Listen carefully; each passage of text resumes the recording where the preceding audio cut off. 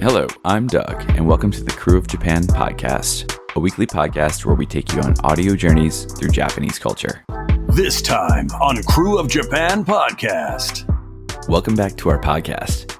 This episode goes out to all of our martial arts fans out there. Anyone who knows me knows that martial arts have had a profound impact on my life, dating back to my high school days when I was a pudgy little teenager looking to dabble in martial arts. That step outside of my comfort zone led to over 20 years of commitment. There were a few breaks along the way, but a long-term commitment nonetheless to martial arts of Kenjutsu. That interest in Kenjutsu would eventually lead me to step out of my own comfort zone once again while on JAT to explore Kendo. While my journey with Kendo only lasted a little over a year, it was a great introduction to the sport, or martial art. We'll discuss that later on. So I'm definitely not qualified to give you, our devoted listeners, an intro lesson into Kendo, but lucky for you, we have someone who is. Enter Alexander Bennett, professor at Kansai University, author of numerous publications, holder of multiple leadership positions on various international Budo-related committees and organizations, and a 7th Dan in Kendo. Alex graciously joined us for a super deep dive into the world of Kendo, from the history behind the sword in Japan to daily routines of Kendoka, or practitioners of Kendo, and so much more. Whether you are a devoted martial artist or someone with passing knowledge of martial arts thanks to Karate Kid, this episode will captivate you from the start to finish. Now let's jump into the interview. HAJIME!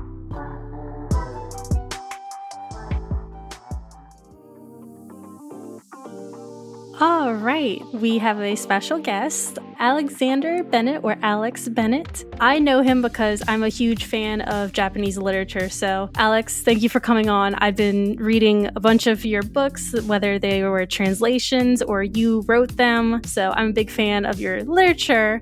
But you are a man of many hats. You're a translator, you're an author, you're a college professor, you are vice president of the International Niigata Federation, 7th Dan in Kendo. What hat do you not wear? The sleep hat, unfortunately. Oh, no. I think we all know how that is, wearing the no sleep hat. Struggles. Yes, but thank you so much for coming on and talking with Doug and I. Both of us are really big fans of Japanese martial arts, and Doug, you actually did Kendo, so you're going to be a good person to utilize for this episode. As we were talking about in our pre-interview talk, when Jen brought this up, I was super thrilled. I was excited to shoot the S word. Shoot the breeze. There you go. Keep it PG. Shoot the breeze about, just martial arts, Kendo, sword, history, all that stuff is just really interesting to me. But before we jump into that, we usually have a question that we start our interviews off with our guests. Since we are a New Orleans-based podcast, we like to know if you have a connection to New Orleans, whether that's you actually been there before, or if you haven't, what's the first thing that comes to mind when you hear New Orleans? Right, well, I haven't been to New Orleans, but certainly it's a place that I'm very interested in going to. And the first thing that pops into my mind is music. Nice. For reasons which I don't need to explain to you guys. That's one of the top answers, music, jazz. And, I'm sorry I couldn't come up with anything more original. No. I feel like that's a really good... music is really a good connection for like cross-cultural... exchange and it's a big connection. I think a lot of people are drawn, not just Japan but around the world, are drawn to New Orleans for that music connection. Mm-hmm. So it is a language in and of itself. Yeah. So I believe, and as you say, music is just crosses every boundary, doesn't it? It does. Yeah, I've been to the States quite a few times. In fact, I've just been told by my university that I have to go to Washington, D.C. at the end of May as well. Right. So for work reasons, I end up going over to the States probably about once a year, if not twice a year. So I certainly want to put New Orleans on my list of places to visit at some stage, that's for sure. And we would love to when have you're flying you. into DC at the end of May, I'll be flying out of DC to go to Tokyo. We can high five on the way past. That's going to be a long flight. I'm not looking forward to it with 2 kids. Oh my God. But to get us back on track of the subject for today, We do like to start off by asking our guests, what's their Japan journey? So for you, Alex, how did you get interested in Japan to begin with, and then inevitably ending up there and having all these interests and being really involved, honestly? I would love to just hear your story. Well, I guess it really started way back in the early 1980s. And at the time, I'm really giving away my age now. I was a young teenager, and Japan was sort of making waves around the world as this new economic superpower, or the term in the day was economic animal. That was things. Japan was riding this wave of prosperity, and at the same time in New Zealand, where I come from, New Zealand was sort of going through a little bit of an economic slump. I was still only 12, 13 years old at the time, but thinking ahead like we did in those days, what do I want to do when I grow up? And I thought, well, looking at what's happening with Japan, maybe if I learned the Japanese language, I could put that to good use in some kind of highfalutin career and something, and make a lot of money and live happily ever after. That was pretty much where I started. It all works out, right? Yeah, right. But at the time, we were getting a lot of Japanese tourists into New Zealand. It was a kind of a tourist boom happening. So, I could... And New Zealand being it was a popular tourist destination for the Japanese. And so I could see Japanese all, every day walking around my city. And it just so happened that when I went to high school, and I'm not quite sure how it works in the States, but in New Zealand, high school starts at the age of 13. And so I guess it's like your junior high sort of level. We have a junior high, call them intermediate, and that starts at 11. So 11 and 12, and then 13, you're at high school. At high schools in New Zealand, foreign language is usually, in those days as it is today, usually on offer. But most of the languages in my day that people were studying at high school would be French or German or maybe Russian. They even had Latin back then, which are wonderful languages to learn. Any language is wonderful to learn because it really broadens your horizons in so many ways, but it's not exactly useful when you're living on the other side of the world from Europe. Right. Anyway, if you go to Europe, most people can get by in English anyway. And so I didn't really see any benefits in terms of practical benefits from learning these languages, but it just so happened that my thoughts of what I'm going to do in the future and how it'd be good to be involved with Japan, and the high school that I went to was one of the very few places in New Zealand at the time that actually had Japanese language tuition. Okay. And so it was just very fortuitous and wonderful timing for me. So as soon as I went to high school, I was able to start learning Japanese. And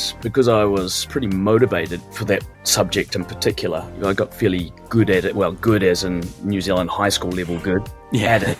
And it wasn't long before my teachers at the high school said, well, if you're really that keen, the only way you're going to get really good, like proper good at Japanese, is if you go over there. So they planted a little seed in my head, and I decided that, maybe that was the thing to do. So I talked it over with my mother and father. And when I was 16, I was selected for a Rotary Club exchange. Oh, nice. Yeah, cool. Between a club in Christchurch and a club in Chiba Prefecture in Japan. So, just before I turned 17, I was able to come over to Japan for a 1-year exchange where I would just go to a typical Japanese high school. And that's really where it all started, I guess you could say. I mean, I had the warming up at high school in New Zealand, but as soon as I got here, that was the real life-changing moment.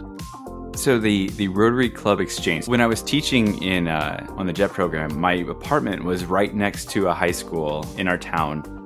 And they actually had a Rotary Club Exchange student at that school. And so I would see him walking to and from the school. And I think he was at the time, he had graduated high school in Canada. And it was kind of a year in between high school and college or university. So he was kind of doing just for fun.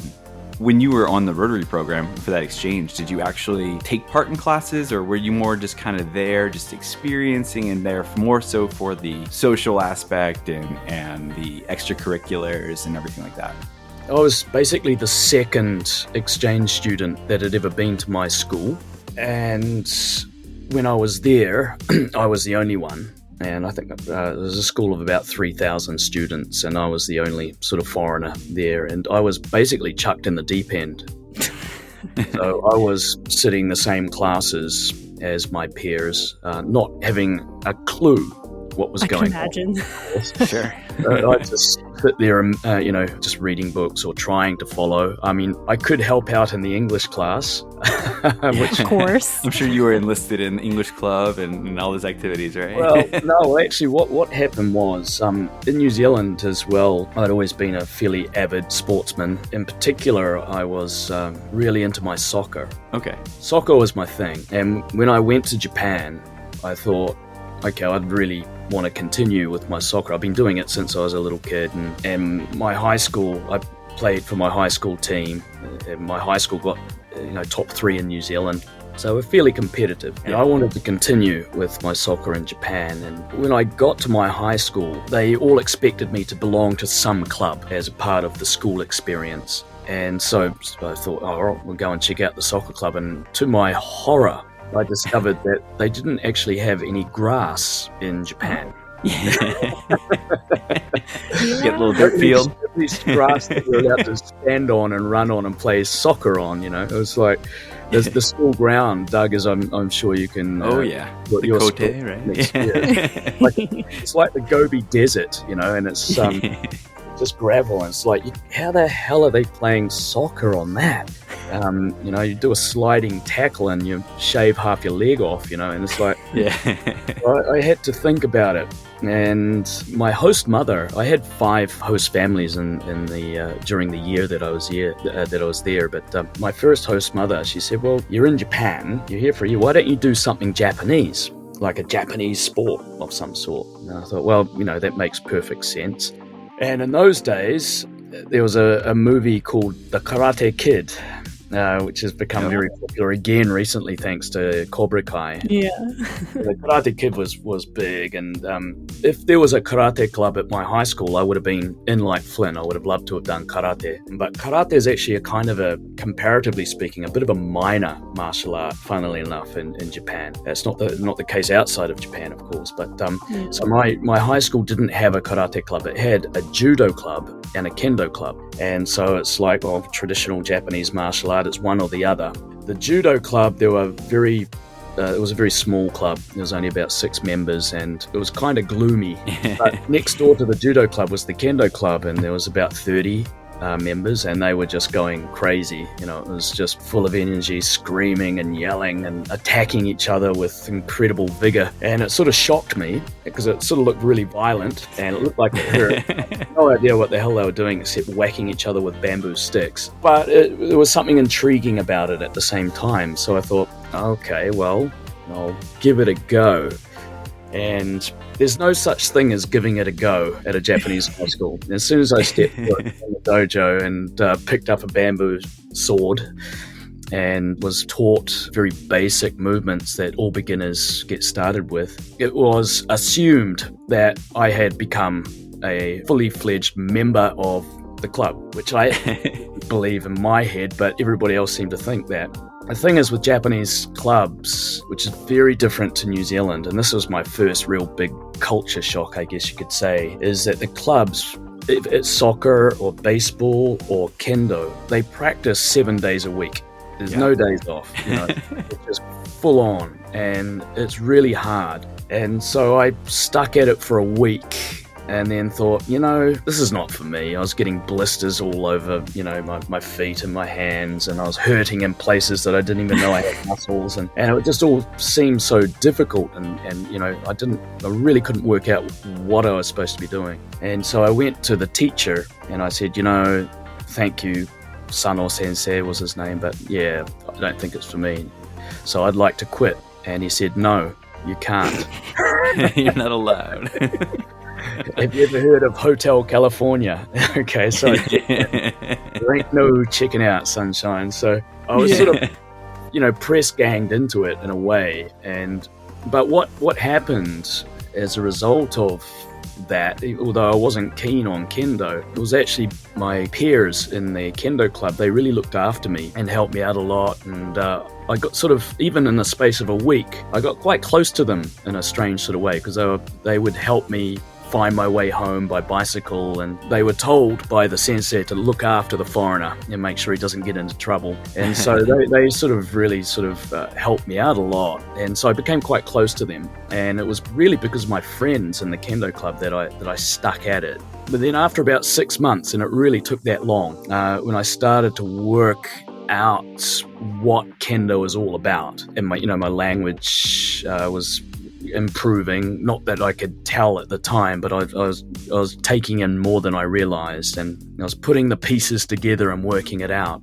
And I started to get a little bit more enthusiastic about my Kendo, even though it was 7 days a week, and some days I just really didn't want to go. And then after about the 6 month mark, a few things happened that sort of solidified my resolve, and I became for want of a better way of expressing it, a total fanatic for Kendo. And that, again, was another kind of life-changing moment, because that was in 1987, and it's because of Kendo that I'm actually still here all those years later. So never did I think that joining that little Kendo club at the high school would be, one of the defining moments in my life.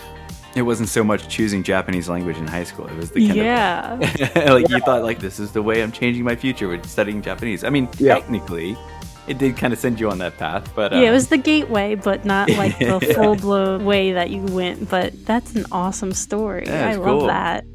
I love that. Well, you spoke of Kendo, but for our listeners who may not be familiar with the fundamentals and, what Kendo may be, could you describe what Kendo is and maybe the history behind this martial arts? Because, you say that's a sport, but, from literature, we know that wasn't always a sport. So kind of give us a little background. Yeah, sure. When you put sport and martial arts in the same sentence, people get very touchy about it. And, I have a lot of opinions about that as well, but I won't bore you. It will turn into a big university lecture, which I'm sure that's what you don't want. But the history of Kendo, swords have always been an important part of Japanese culture in terms of they became symbolic of samurai status.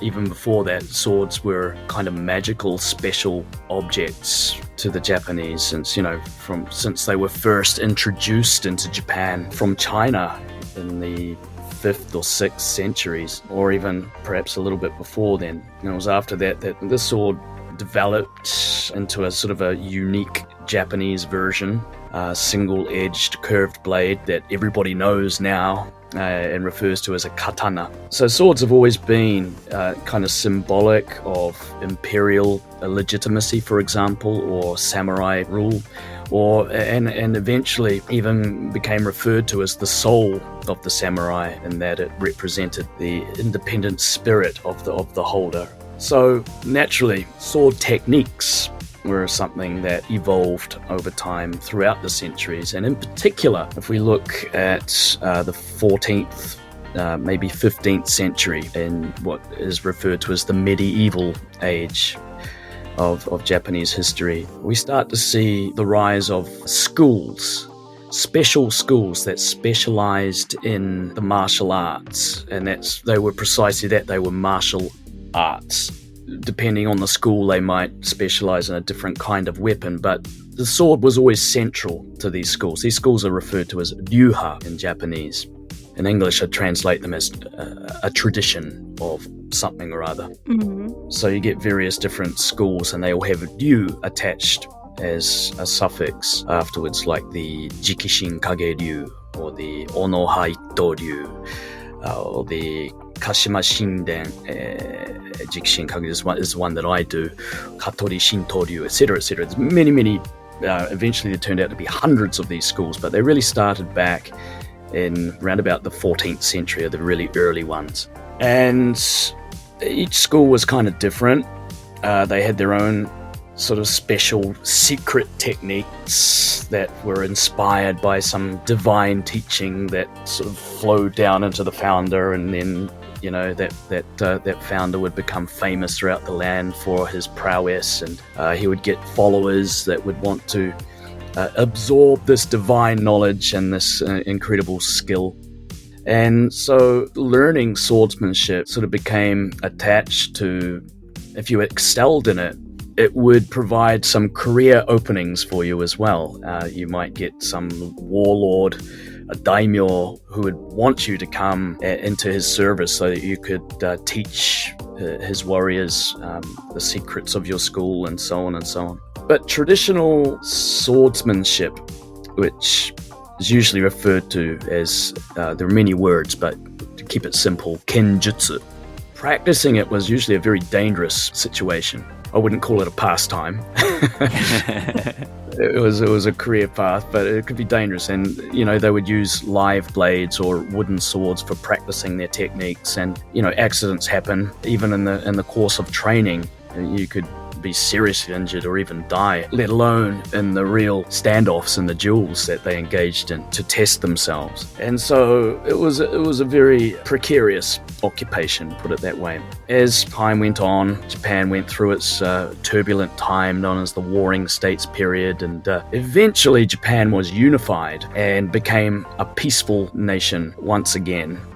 It had a past in the Heian period. It was peaceful, and then as the samurai came to the fore, then war was always a fact of life. And then after 1600, when Tokugawa Ieyasu established his military regime known as the Tokugawa Bakufu, which started I think in 1603, then basically fighting and wars, and not large scale and even individual contests were outlawed, because it was the Tokugawa Bakufu, his main objective was to keep the peace somehow. And so the Tokugawa period, which starts from the early 1600s and goes right the way through to the Meiji Restoration in 1868, was really a time of peace throughout the land, referred to as Tenka Taihei, or peace under the realm, in the realm under the heavens. And because it was peace, the samurai who had established their position in the top echelon of society had to kind of redefine their role in society.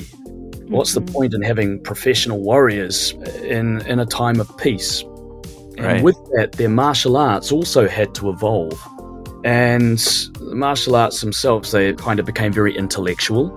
They almost became pacified as well. One of the really interesting things about this period was that the samurai had to show proof that they were still keeping themselves militarily prepared should something happen, but they were keeping out of trouble at the same time. And one way that they could show that they're earning their salaries by, being professional warriors was to get certification from a martial arts school saying that blah, blah, blah is training very hard and has reached this level of proficiency, sort of like a school report in a way. Mm-hmm. And so because of this, the number of martial arts schools in the Tokugawa period proliferated. There were lots and lots of them because there was a market demand, which is kind of a paradox in a way, because it was a time of peace, right? And so with the rise in number of these schools, they have to make themselves more attractive to potential customers, these various samurai from different domains. And they would come up with these rather bizarre training methodologies and kata techniques that were very impractical, but they looked good. And they would come up with these very arcane theories and philosophies, and they were sort of like almost pseudo-religious groups, like a cult religion in a way. So as Japan progressed through this time of peace, the martial arts themselves became very removed from the practicalities of combat. And so by the time we reached the 1700s, so that's about 100 years down the track, there was a lot of criticism. I don't know what they called the blogosphere back then, but it was the early modern equivalent. The dirt sheets of about what a lot of crap all this swordsmanship is, and blah blah. So and so's school is really really bad, and this is terrible. This is They're forgetting what true swordsman's all about. And one way that this problem was overcome was a number of prominent swordsmen developed special training equipment, which involved a protective head covering, gauntlets, body protector, and bamboo swords. And what this meant was that swordsmen could actually practice with each other now with full contact sparring. That means that you could actually attack somebody and try out all of these techniques that you've been taught through the kata and so on, and see if they actually work, and see how practical they really were, without fear of killing your opponent or being killed. And as this trend started to take root throughout the 1700s and the 1800s, people started to realize that, hey, this is really a lot of fun. It's basically fencing. Right? They could actually fight each other. And that meant that it actually brought, it introduced into it a kind of a competitive aspect where you could fight somebody. You would know who the winner was and who the loser was. And that gave rise to the practice of Musha Shugyo once again, where samurai from various domains would carry their practice equipment with them around the country. They would get special passports or permission to go and practice with swordsmen from another school. That served two purposes. One, it was a lot of fun, and you get to taste the local cuisine and jump into an onsen at the end of the day and have a few sakes with the people that you've been fighting. But it's also a great way of exchanging information. So in this sense, the development of the armor and the bamboo swords, it sort of introduced a sporting aspect to Kenjutsu, and also it became very social in that you could use that to travel like we do today. Like when I go to the States, I always take my Kendo equipment with me. Not that I'm spying on anybody, but we go there and we practice. We have a few beers afterwards and we exchange information. So the samurai were doing exactly the same thing from around about the 1700s and the 1800s. This is really where the Kendo that I do today and that, we do in Japan and around the world, really the form that it is can be traced back to this time, the 1700s and the 1800s. There's so much more history that I could go into, but I'll leave the hardcore historical stuff there if you want. Well, I think we're going to touch on a little bit of what kind of went into it. Yeah, more details of Kendo. Minutes, yeah. But before we jump too far into that, you had mentioned the ranking system and how they kind of introduced this as a way of measuring and staying on top of their craft. And Jen introduced you earlier as a 7th dan of Kendo. A lot of people in the States know with martial arts, you have your belts. I don't know if it's not exclusive to the US, but I know in the US, the belts are kind of like you have your white, your yellow, your orange, that's your levels, right? What is the ranking system like with Kendo? How does that match up to what other martial arts have? Yeah, it's changed a little bit over the years, but the current dan system that we have now in Kendo is just over 100 years old, actually, and it was copied off Judo. I mean, traditionally you used to have special licenses and, in these old schools, but Judo was created by a guy called Kano Jigoro in 1882, and he studied various styles of Jujutsu, and he took all the good bits and created his own style, which he called Judo instead of Jujutsu, and the Do means way. So he was the way of Yawara, or the way of Ju, which means that it's not just the techniques, but it's an educational path. It's a vehicle for self-perfection, as well as being a vehicle for self-defense, and also a sport. And some of the things that he did, he modernized traditional martial arts, made it into a rational teaching system so that practitioners could understand their progress and they could create something to aim for. And he introduced the dan grading system, shodan, nidan, sandan, so that's first dan, second dan, third dan. Below that we have the cues. So you're climbing up a ladder as you get better, as you train more, as you get a few years under your belt, you naturally get higher up in the rankings. So this was kind of monumental sort of thing for martial arts in general, because other martial arts saw, well, as we modernize, as we become modern sports, and also a part of the education system in Japan as part of the physical education, we're going to make it so that lots of people can do it and it's easy to understand, and they have objectives, things that they can aim for and keep them interested and keep them practicing. And so this, in Kendo, this all happened about 100 years ago. It became quite modern. So the modern ranking system that we have now is based on what Kano Jigoro introduced into Judo.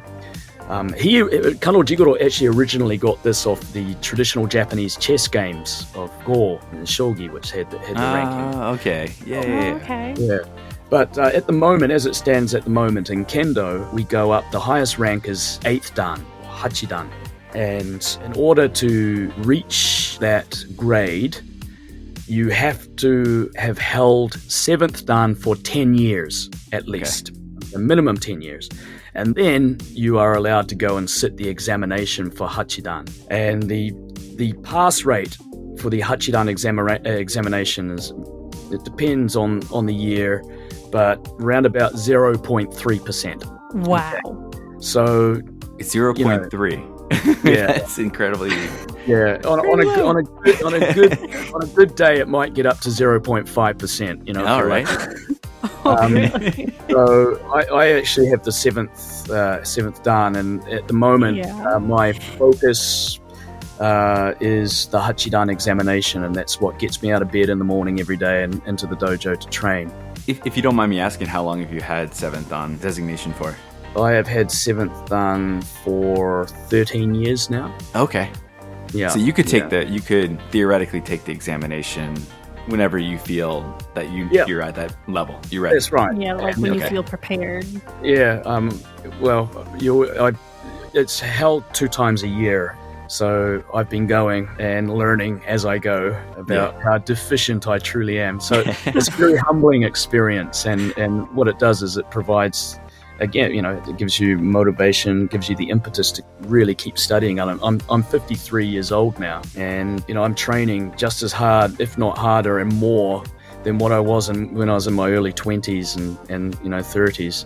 It's a lifelong pursuit, and you've got to remain humble. Yeah.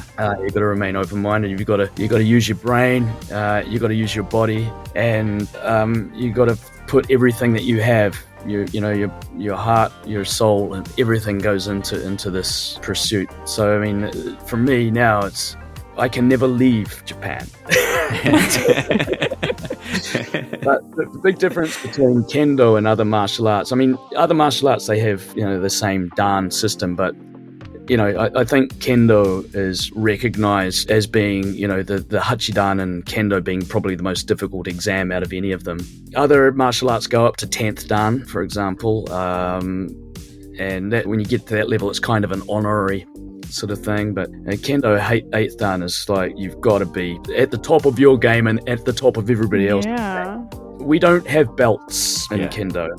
So when you go up against someone, you have no idea what grade they are. You don't know if they're a Shodan or a... that's not like pre-announced or anything? Oh, no.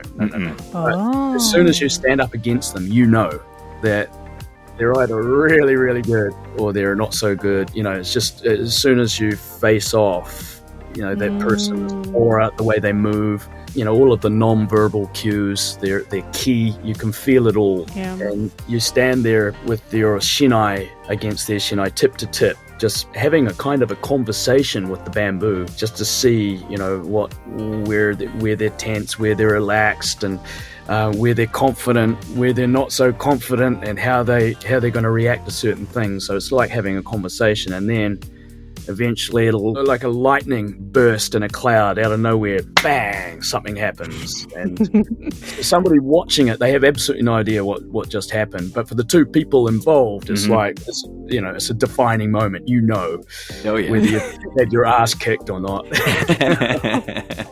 So we mentioned earlier, I had done Kendo for about a year. Here in New Orleans, I do Kenjutsu, kind of a hybrid of different things. They do a little bit of EI, we do a little bit of sports chambara, we do a lot of, there's just a lot of different aspects of it learned in one kind of setting. And with sports chambara, it's kind of like you have less equipment and you can make more contact, and then the weapons that you use are not as solid as a shinai. You can go all out if you wanted to and not have to worry about severely injuring your opponent. Yeah. Like you were saying, that conversation you're having, it happens even with the chambara sword. I assist with instructing one of the other instructors. We stand there, we'll just stare at each other for like 2 minutes. We're just like trying to We're just looking. We know each other so well. We've been fighting for 20 years, and we know each other so well. We know we're just messing around. We'll do crazy stuff just to try to throw each other off. Yeah. But it's that.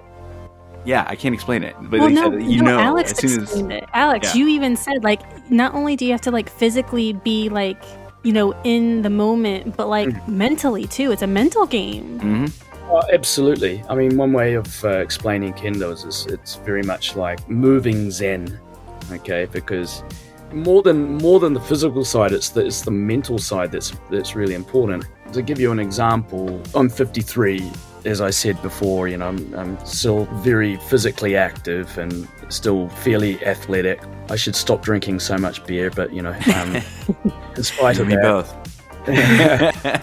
So every morning at the university, I'll go and fight the students here. And Kansai University, where I work, is a fairly well-known school for Kendo. It's a very strong team. So the kids, you know, they're 19, 20, 21, very, very fast, very athletic, and very skilled as well. And a lot of them have been kind of recruited to come to the university because of their skills. And when I fight them, I mean, they're over 30 years younger than I am, but I don't have any problem whatsoever dealing with them at all. You know, I can kick their backsides, and I do with glee every morning because they deserve it. They absolutely deserve it. But it's like, well, how can that be when you're so much older and slower than they are? And then I will go up against my sensei, against my teacher, who is in his 80s now, and he will just absolutely kick my backside. You know, it's just absolutely crush me. That's one of the, you know, the most incredible things about Kendo. It's hard to explain, but when you're standing up against this old man and he just moves just a little bit, and suddenly you find that you're up against the wall without even knowing it. It's something quite remarkable going on. And what is as your physical strength and your speed, dexterity goes down, it gets compensated for by your mental strength and your experience. And I hesitate to use the word spiritual strength because that gets misconstrued a lot, but there's no other way to really explain that idea of ki that's coming out of you. And that's just something that develops over time. It's like a wine, you know, a fine wine. It gets better as it matures, right? And Kendo's the same. And what you find is as you get older, you can read all the cues on the surface of your opponent. You can read what's going on by looking at their eyes. You can pick up various habits and traits. Your character comes out in your Kendo. So if you have a good understanding of the person that you have in front of you, you can control the conversation. Okay? The older you get, the more eloquent you get. The more attuned you become to the various the body language and the various non-verbal cues and the verbal cues, which I'm trying to equate it with just normal conversation, right? And at the same time, you are able to identify strengths and weaknesses in your opponent, and by identifying the weaknesses, you can then exploit them and utilize them, and so you can. Without using speed, without using strength, you can basically just go in there and hit your opponent on the head, and they'll go, "What the hell just happened?" And it's because you are unaware of that weakness that has just been exploited so brilliantly by your opponent, who's so much more experienced and advanced. So part of the process of your own personal development in Kendo is not only learning how to identify the weaknesses like surprise and fear and doubt and hesitation and all of these things, but at the same time also trying to expunge them from yourself, because your opponent's trying to do exactly the same thing to you. And so as you get older, you become more resolute. There are less openings that are revealed to your opponent, so they're trying to think, what the hell can I do? And while they're thinking that, you just go and hit them. And also in terms of movement, the older you get, the more refined your movement becomes. There's no superfluous movement. So there's nothing wasted. It's just bang, just identifying that moment. That's all you need to do. So what I'm finding, my understanding of Kendo, every year that passes, it becomes deeper and deeper. And the more time that passes, the more I can see my opponent's personality through their Kendo. And I think my personality it shows in my Kendo, but Kendo is also developing my personality. Is that kind of connection that means that for me now, Kendo is part of me. Mm-hmm. And if I was to stop doing Kendo for whatever reason, Kendo would never leave me because it really is a part of my being. So that's why Kendo is a path, or the way of the sword. It's something that as you advance in years in your training and your experience, it just becomes you. But having said that, there is no end to it either. And I'm always, he's in it for the long haul. Yeah, I'm always finding things that need to be tweaked or changed or completely redone. In that sense, it's kind of like a classic car. You always have to replace parts sort of to keep it running and on the humming nicely on the road. So in that sense, it's it's a never-ending pursuit. That's awesome. Very poetic of you. Yeah. You currently now, and I'm sure back then you did as well, you did like sparring practices, but like, is it just sparring practices, or like what is a practice regimen that one would do for Kendo? Are there any kind of like strikes that you have to practice, or any kind of like movements that you have to practice before you even think about sparring with someone? Absolutely. I mean, you have to learn the basics. And that's like any sport, of course.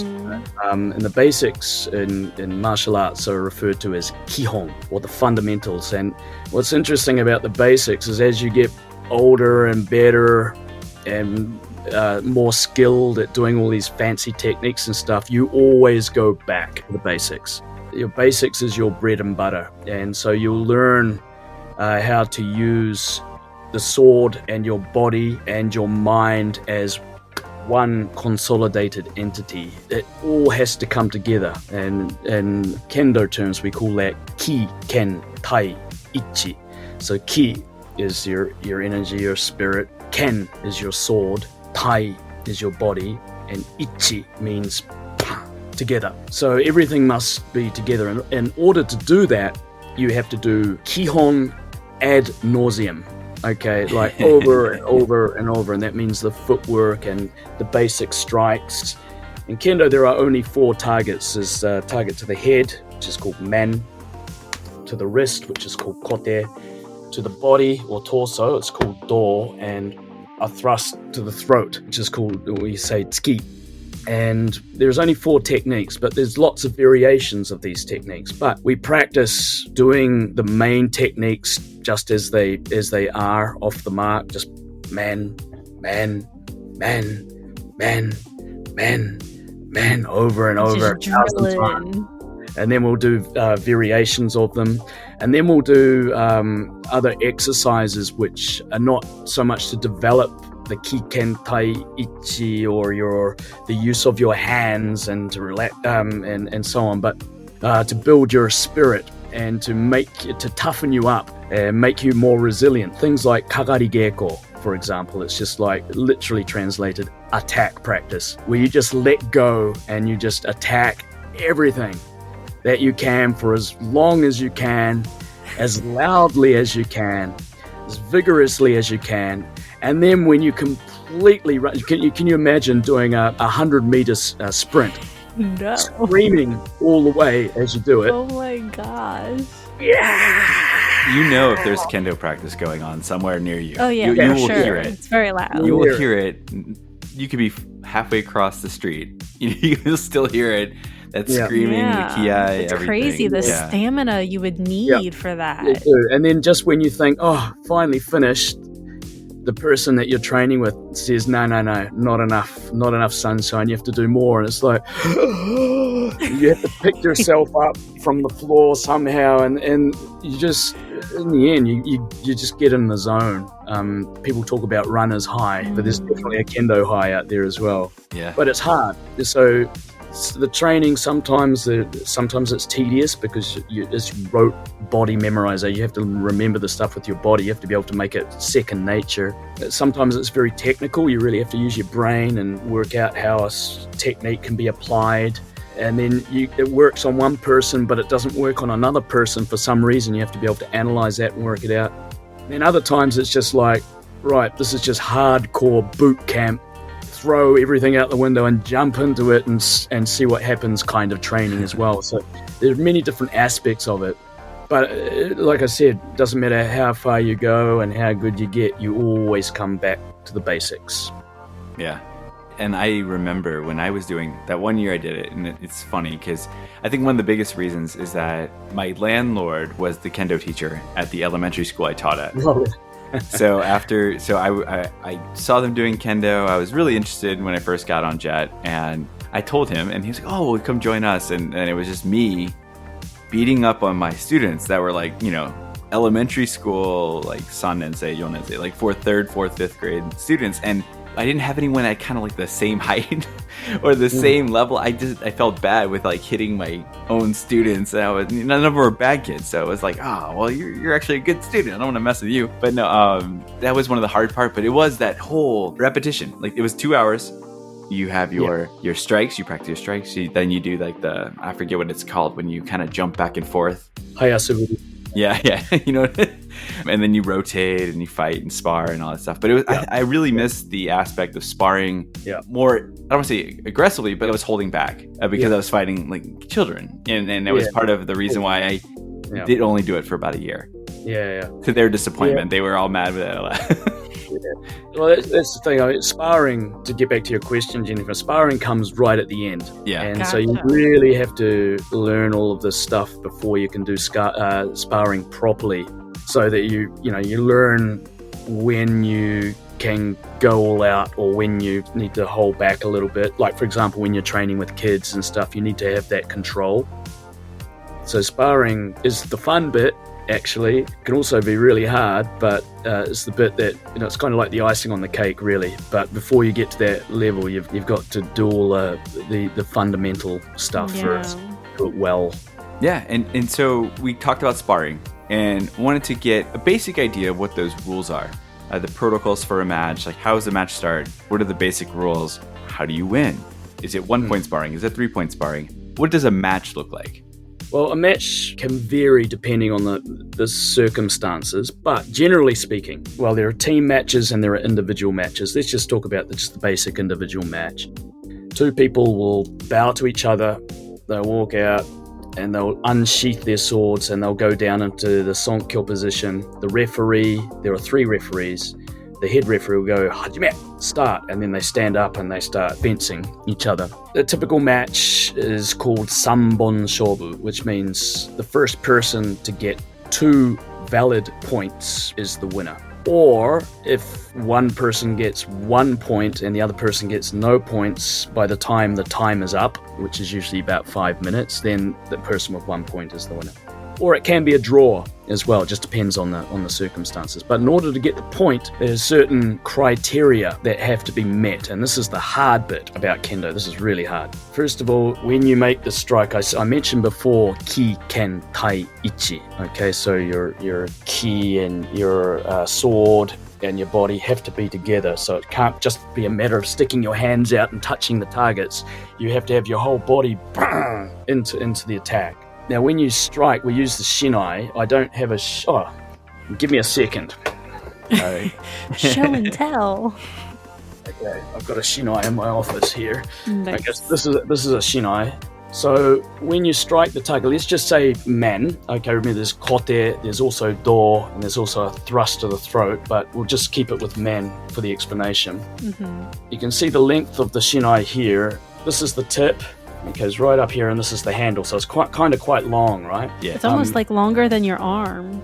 If I stand up, I'm 170 centimeters tall. It's pretty tall. It comes up here, so it's quite big. Yeah, chest when area. you strike, okay, you've got to be striking with your ki and your ken and your tai all together, with the correct part of the shinai on the target, the sweet spot of the blade. That's called the monouchi, to be striking the target. You have to be striking in full spirit. So when you strike, you've got to shout out the target as you do it. So that's man, or if it's the wrist, kote, do, tsuki. Okay, so that's in full spirits, as if you were aiming for that target. Okay, it's striking the target accurately, not out to the side. Okay. Be a precise on hit. the target with the correct part of the shinai. Also, another important part here, and this is kind of difficult to see, but you can see we've got a string. Yeah, there's like a string. Yeah, it's like a little one-string banjo sort of thing, right? The string signifies the back of the sword. So a Japanese sword only has one cutting edge, okay?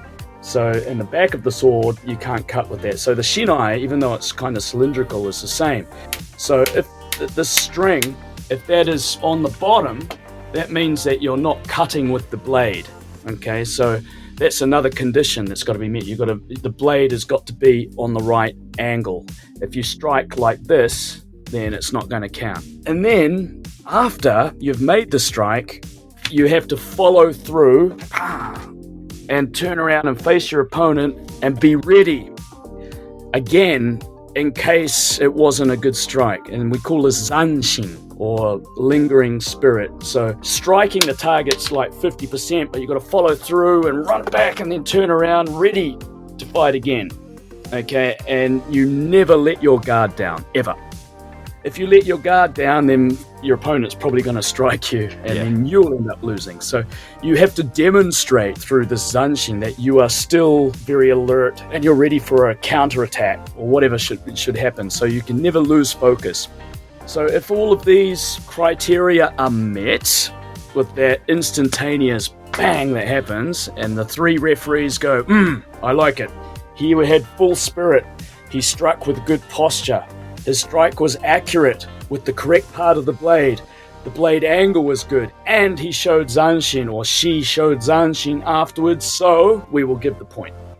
And then you go into the second point, and it goes through the same thing again. And sometimes there's a lot of hitting that is going on, and it looks like they're hitting the targets, but the referees aren't calling.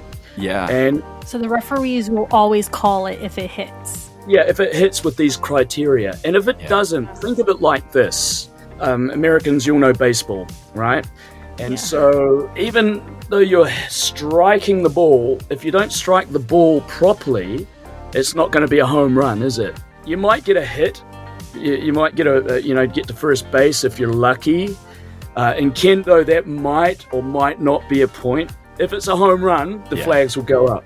But often it's the case, even though there's a lot of hitting and striking going on, it's kind of like a foul ball in baseball.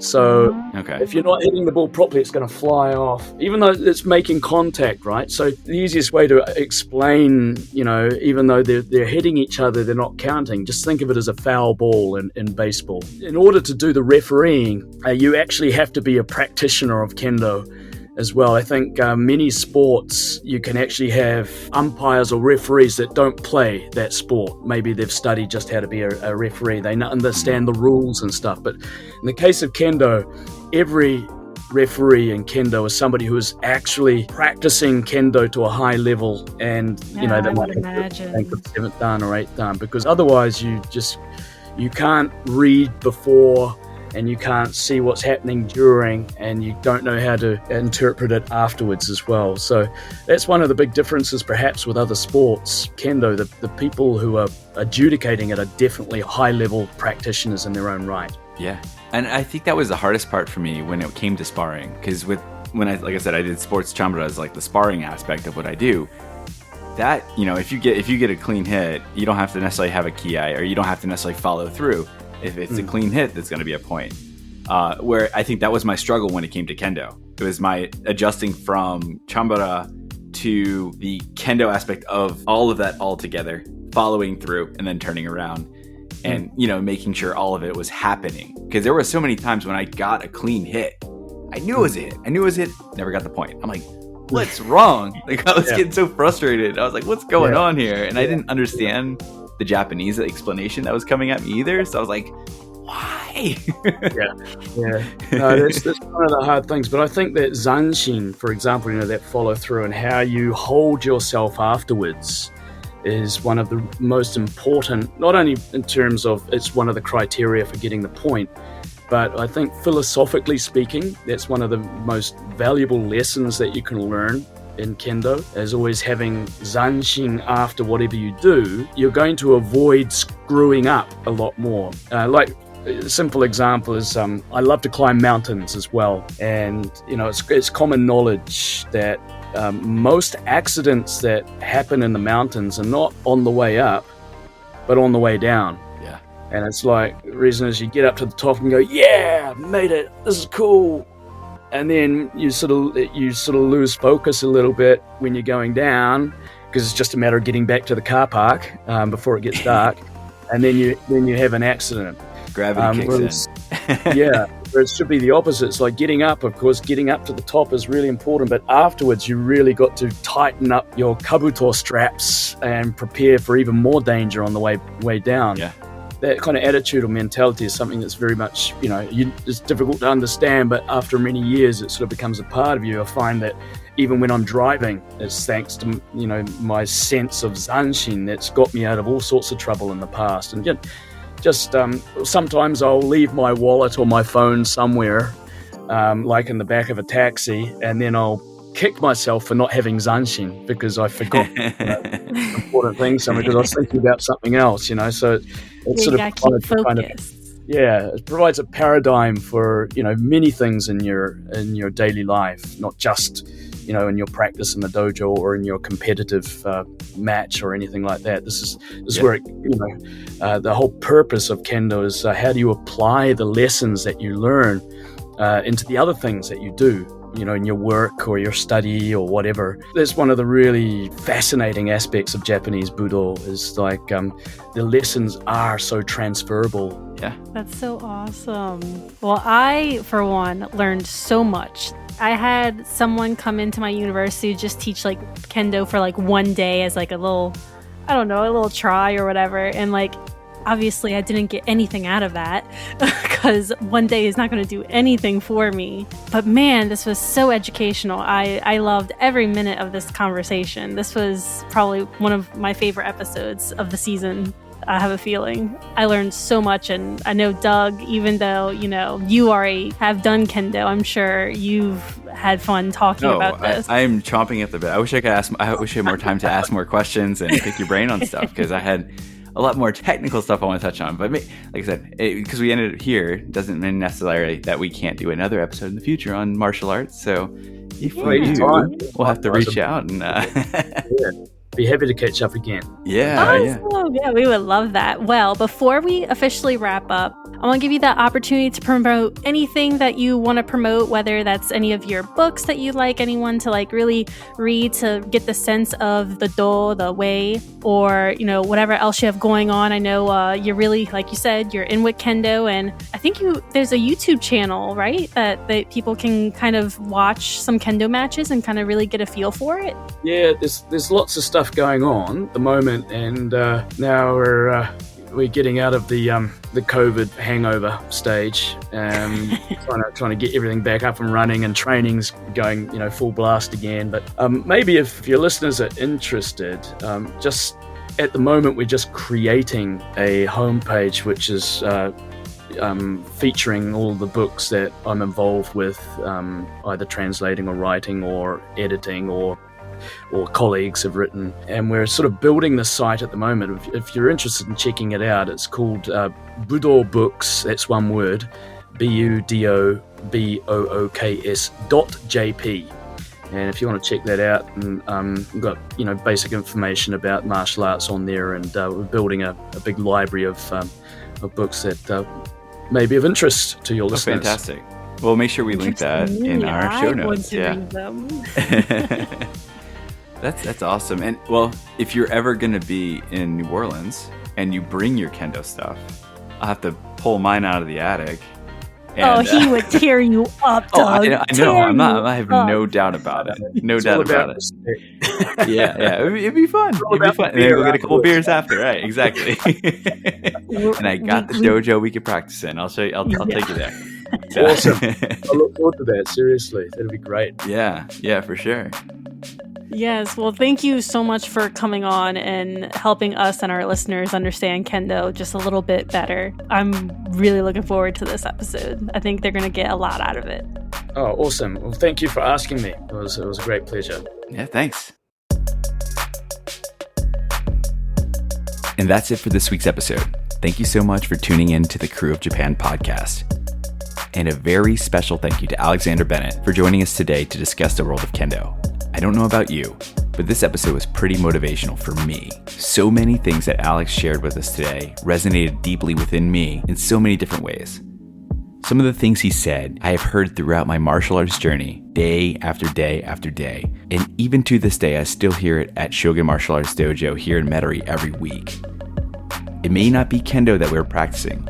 The concept of things always coming back to fundamentals, regardless of a person's level, makes me want to go outside and hammer out hundreds of men, do, and kote strikes right now.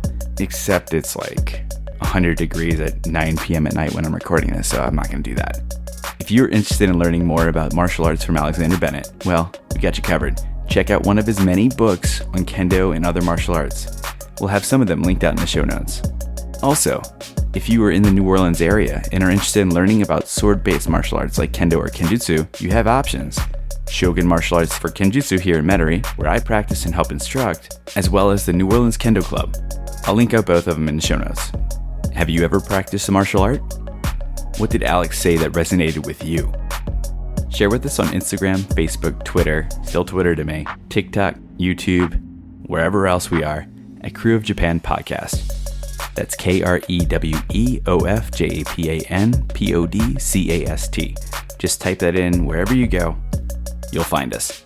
If we're not there, let us know. Maybe we'll set something up. We just joined LinkedIn, so trust me, we're ready to join.